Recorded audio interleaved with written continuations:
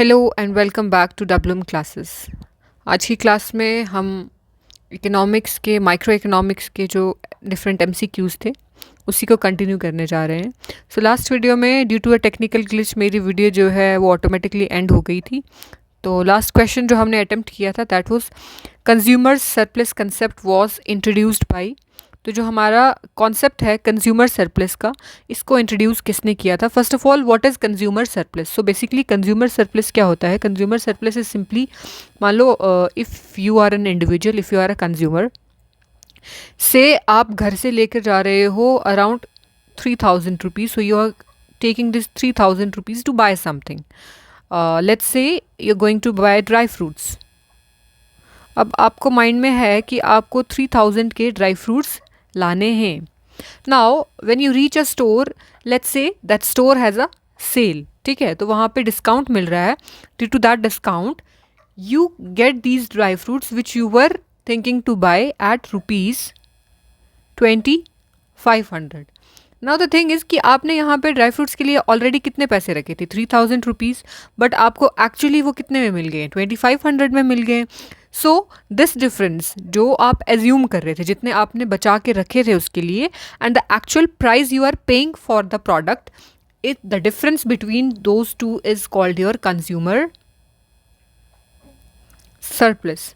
This is because actually अगर आपको इस प्राइस पे भी अगर ये मिल जाते तो you were ready to buy, आप खुशी से ले लेते, क्योंकि आपको ऑलरेडी माइंड में था कि इतना जो मार्जिनल यूटिलिटी है मेरे इस मनी की, 3,000 मनी की, ये मुझे इससे क्या लेना है? ड्राई फ्रूट्स जो है वो बाय करने हैं। नाउ जब आपको ये 2,500 में मिल रहा है तो you will be more than happy because you know that now you have saved ₹500. So this 500 rupees you have saved is your consumer surplus. Okay, so this concept of consumer surplus was given by who? Not Adam Smith, not Robbins, not Ricardo, rather it was given by Marshall. Right, Marshall. So the answer is option B, Marshall. Now आपने ये concept तो समझ लिया है। इसी concept पे let's do this numerical. I am sure कि आपको अच्छे से समझ आया होगा और आप ये कर लोगे। See the potential price is ₹250 and the actual price is 200। तो पोटेंशियल प्राइस कौन सा हुआ यहाँ पे? जो कंज्यूमर जो है वो एक्सपेक्ट कर रहा था, that the consumer is willing to pay, not expecting, the consumer is willing to pay. That price which the consumer is willing to pay is the potential price, and the price which the consumer is actually paying is the actual price. So the potential price is 250 and the actual price is 200। आप खुद इसका answer देखो, उसके बाद options में जो है search करना। So the options are 50, 100, 200 and 175. So according to you, what should be the answer? The answer is option A, 50.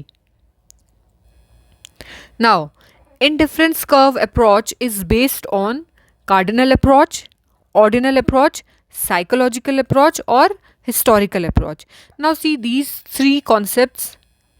These are the three approaches with which we do consumer surplus or this thing consumer behavior. We study consumer behavior with the help of cardinal approach, ordinal approach and psychological approach. ठीक है। Now indifference curve ये हम already पढ़ भी चुके हैं। Cardinal ordinal approach जो ऊपर हमने क्वेश्चन किया उसमें भी आई हैव एक्सप्लेन्ड। फिर से मैं एक बार बता देती हूँ याद रखने के लिए, ठीक है। C मीन्स काउंटिंग, ठीक है। So when we are counting और गिविंग नंबर्स, तो जब हम नंबर्स देख के यूटिलिटी को मेजर कर रहे हैं then it is cardinal approach. When utility is measured in numbers, तो that is cardinal approach. But indifference curve में वी आर ऑर्डरिंग इट। हम यहाँ पे कोई पर्टिकुलर नंबर नहीं दे रहे कि इस कॉम्बिनेशन से हमें इतने यूटाइल सेटिस्फैक्शन मिल रही है, not like that. We just saying कि ये वाला जो बंडल है या फिर ये वाला जो हमारा what we can say choice है, it is more better than the other choice. So we are simply comparing the two, ठीक है। तो यहाँ पे we are ordering our preferences or choices. So indifference curve approach is based on ordinal approach, right? So the answer would be B, ordinal approach. Which economics deals with national income? This we have already covered कि national income जो है micro में आएगी या फिर macro में आएगी. Since national income पूरे के पूरे नेशन का होता है, सो आई एम श्योर कि आपको इसका आंसर ऑलरेडी पता होगा. So the correct answer is B, macroeconomics. Which is a macroeconomic variable? Again, price of a milk. Is price of milk for the entire market? No, price of milk is for a single commodity. Demand for apples, it is for a single commodity. Cost of a firm, for a single firm. So all these three are microeconomic variables. But national income is a macroeconomic variable. Therefore, answer would be option C. Demand. What is demand? Demand means desire only, desire with ability and willingness to pay, want without money, or need only. See, if it's a need only, it can't be demand. If it's a desire only, it cannot be a demand. If it is a want but without money, then also it is not a demand. Why? Because you will still not be able to buy it. It's in your head. You can't actually buy it. But when you are desiring to buy something and also have the ability to buy that thing, with that you are willing to pay for that product also.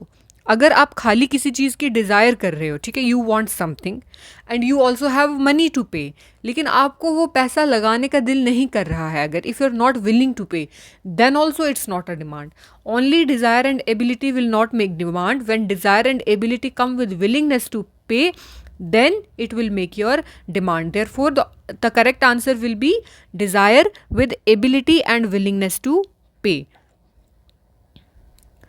So, answer would be B. Law of demand shows relationship between. So, हमारा जो law of demand है, ये किसके बीच में relationship बताता है? Price and supply के बीच में? No, that is law of supply. जो हमारा लॉ ऑफ सप्लाई है, it shows relationship between price and supply. Income and demand, does it show the relationship between income and demand? No. Price and demand और cost and output.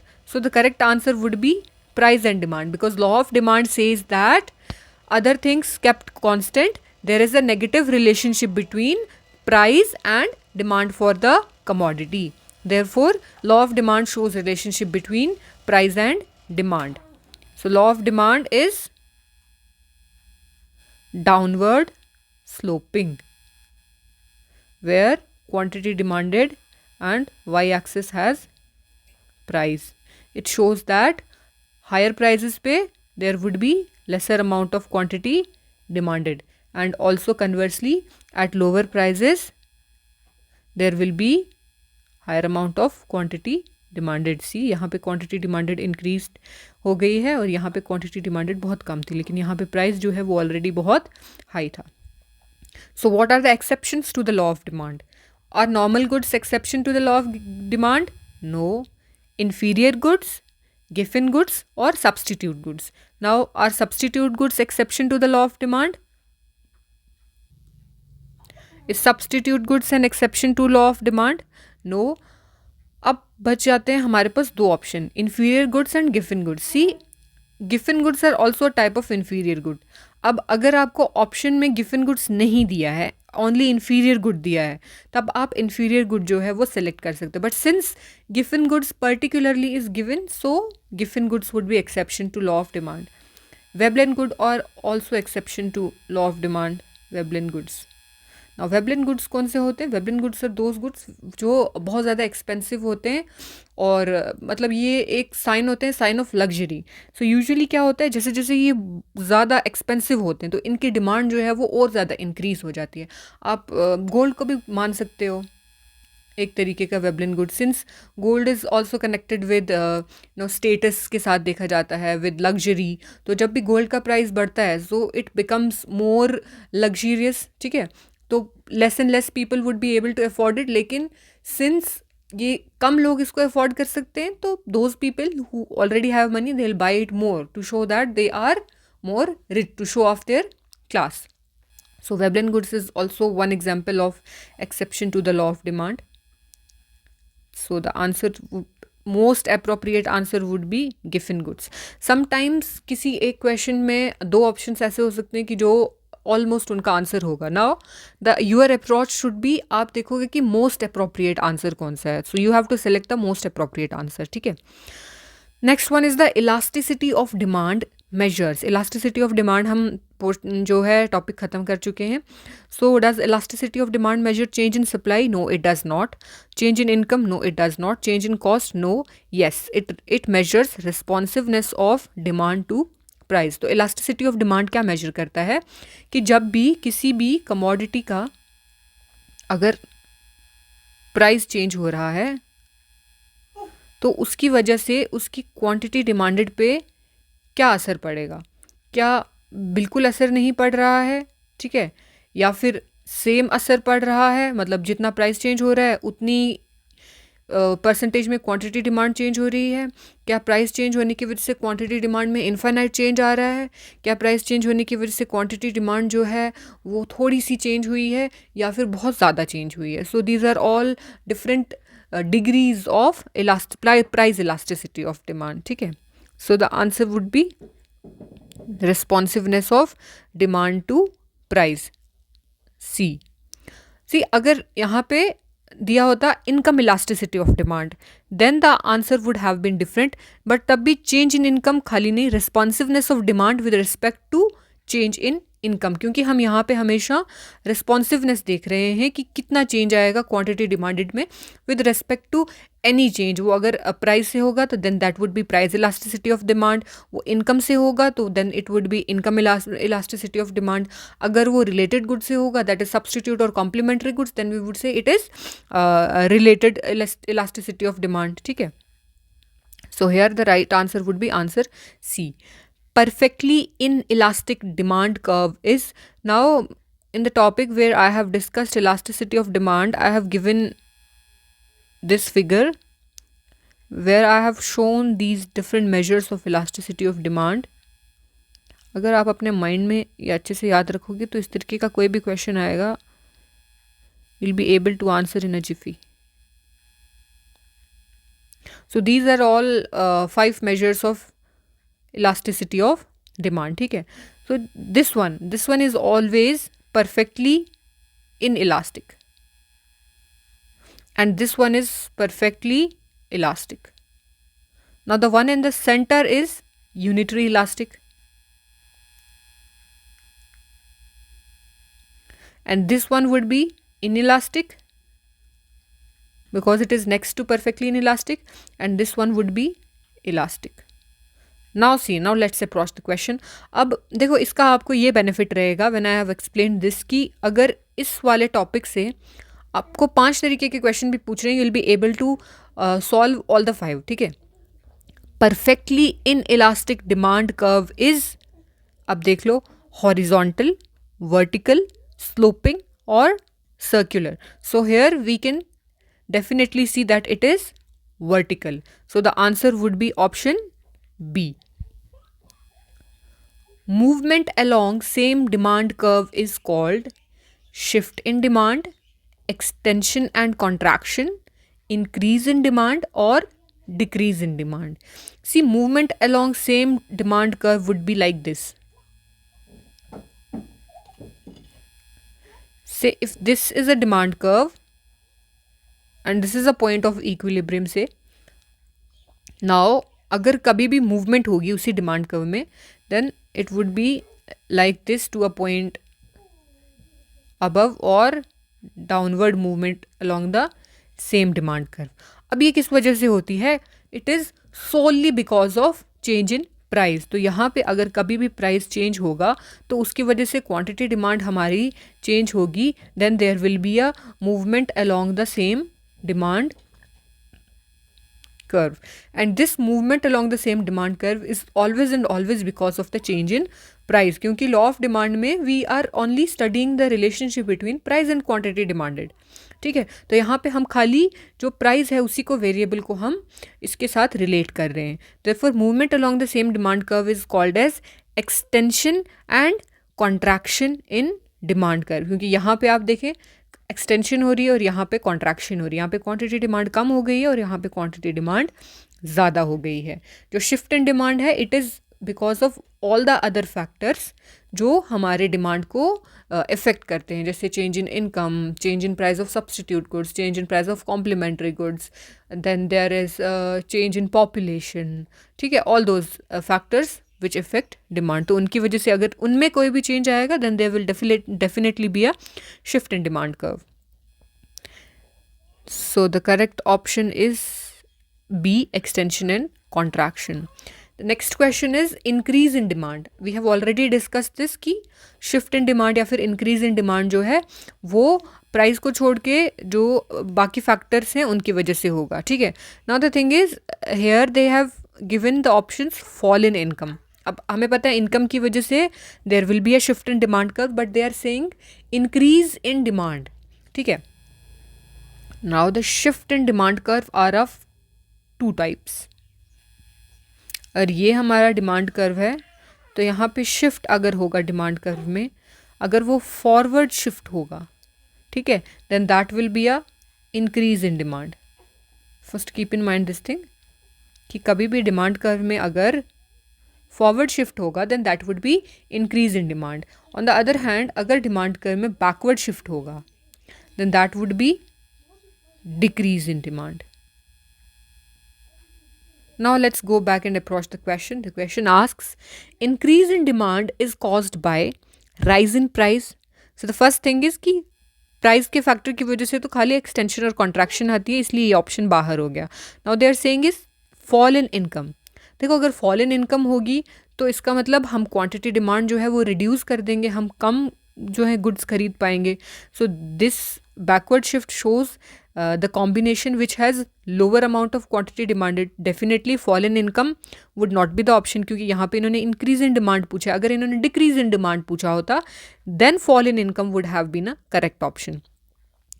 Increase in population. सी अगर population increase हो जाती है that means there are more consumers. अगर ज़्यादा consumers होंगे तो वो ज़्यादा डिमांड करेंगे, then definitely there will be a increase in demand. And जब भी इंक्रीज इन डिमांड होगा तो there would be a rightward shift in the demand curve. Therefore increase in demand is caused by increase in population. Increase in interest rate, interest rate is not a topic here. जब हम यहाँ पे demand की बात कर रहे हैं तो यहाँ पे इस कॉम्बिनेशन को अभी हम यहाँ पे कंसिडर नहीं कर रहे हैं। Therefore increase in population would be the most appropriate answer. Supply means what is supply? Supply is production जो प्रोड्यूस हो रहा है। No, that is not supply because everything you are producing, ठीक है। अगर मान लो एक सप्लायर है, he is producing 100 units, it's not necessary that he will bring the entire 100 unit to the market. अगर वो मार्केट में पूरे के पूरे 100 यूनिट ला रहा है तब जाके वो सप्लाई बनेगा। until and unless he is producing that and bringing that to the market, that would not be a part of supply. Therefore only producing something does not mean कि वो supply है। then stock again would be, देखो stock हो गया, जैसे उसने 100 units produce की थी, अब उसने मार्केट में 80 यूनिट्स निकाली और 20 यूनिट्स उसने जो है अपने पास रख ली प्रोड्यूसर ने। नाउ दिस 20 यूनिट्स इज कि कहीं पे अचानक से अगर मान लो मार्केट में डिमांड बढ़ जाती है तो उसको फिर नए से प्रोड्यूस करने का वो सब झंझट नहीं रहेगा। He will automatically bring this stock of 20 units to the market. So stock is also not a part of direct supply. So willingness to sell at various prices or storage. So willingness to sell at various prices is what actually is supply. Supply is कि कितने prices जब market में होंगे। से market में prices किसी चीज़ के बहुत कम चल रहे हैं, ठीक है, prices are low. So the supplier would not be willing to sell more pieces. क्यों? क्योंकि उसको नुकसान हो जाएगा। अगर मान लो उसने किसी चीज़ का जो प्रोडक्शन है वो से उसका कॉस्ट ऑफ प्रोडक्शन जो है 100 रुपीज़ रहा है, ना मार्केट में इस वक्त जो है वो प्राइस कितना चल रहा है, से मार्केट में 110 प्राइस अभी चल रहे हैं एंड जनरली उसको अराउंड 150 के अराउंड जो है प्राइस मिल जाता है। Then why would the supplier be ready to supply at such lower price? क्योंकि उसको पता है जब प्राइस वापस से नॉर्मल होगा तो he can earn more profit. So at lower prices, the supplier would bring out lesser stock, so the supply would be less. Therefore, willingness to sell at various prices is supply. On the other hand, conversely अगर हम देखेंगे जब price market में ज़्यादा होता है, अगर से इट इज़ 160 और 180 हो जाएगा तो supplier would bring the entire quantity to the market. जब प्राइस ज़्यादा होता है तो supplier would be willing to give more supply, और जब प्राइस कम होगा तो यहाँ पे हमारा क्या हो जाता है, जो इसका रिलेशनशिप है वो चेंज हो जाता है इस तरीके से। एक second, let me explain this, क्योंकि हमने ये टॉपिक अभी तक पढ़ा नहीं है, तो I just explain this to you, I just take a minute. See, जैसे हमने डिमांड कर्व पढ़ा था, डिमांड कर्व में there is a negative relationship between price and quantity, but supply curve जो है वो पॉजिटिव स्लोप में होता है, ठीक है। This is supply curve, price and quantity supplied in the market. अब जब प्राइस ज़्यादा होगा, at higher prices the quantity supplied will also be more. On the other hand, at lower prices, the quantity supplied would be lesser. So the law of supply shows a positive relationship between price and quantity supplied. Supply means willingness to sell at various prices. The answer would be option C. अब law of supply हमने already पढ़ लिया है, now इसका answer आप अच्छे से दे सकते हो। Law of supply shows inverse relationship, no relationship, direct relationship और constant relationship. Definitely it shows a direct relationship, और we can say positive relationship, but between what, price and quantity supplied. Price elasticity equal to 1 means demand is, price elasticity equal to 1 means demand is elastic, inelastic, unitary elastic or perfectly elastic. So the correct answer is unitary elastic. ये सब चीज़ें already हम बहुत बार discuss कर चुके हैं, इसलिए again I am not going to give the reason कि why unitary elastic is the answer. Which one is the factor of production? So there are 4 factors of production. 4 factors of production. What are these 4 factors of production? Land, labor, capital and entrepreneurship. ठीक है. Now land जो है वो हमें क्या देता है? Rent. Land से हमें रेंट मिलता है. लेबर को हमें वेजेस पे करनी पड़ती हैं.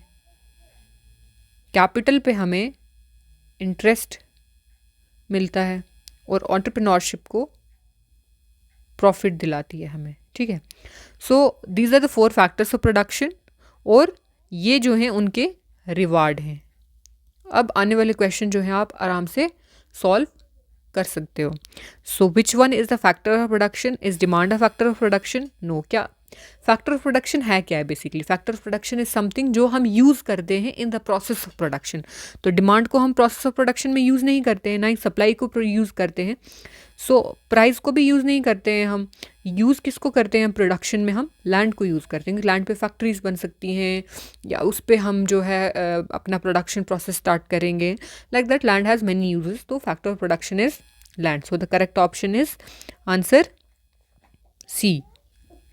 Rent is a reward for, we have already done this. Rent is a reward for labour, नहीं, लेबर का वेजेस है, कैपिटल का इंटरेस्ट है, लैंड का रेंट है और एंटरप्रेन्योर का प्रॉफिट है. So the correct option would be answer C. Wages are paid for, again labour would be the correct answer. Interest is reward for capital, correct option is answer B. Profit is reward for entrepreneur. Correct answer is option D. Now another thing, short period means. देखो in economics we are studying कि जो हमारी production है वो एक तो short run में होगी या फिर वो लॉन्ग रन में भी हो सकती है. Basically short run is like 1 साल हो गया, ठीक है, 1 ईयर. लॉन्ग रन में है कि बहुत सारा टाइम है आपके पास.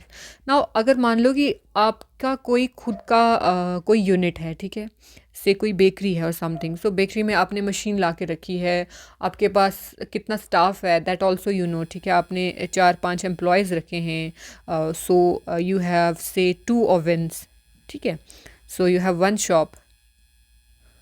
सो 1 साल के अंदर it is generally not possible कि आप इसको बहुत ज़्यादा शिफ्ट कर सको, इंक्रीज़ कर सको, ठीक है?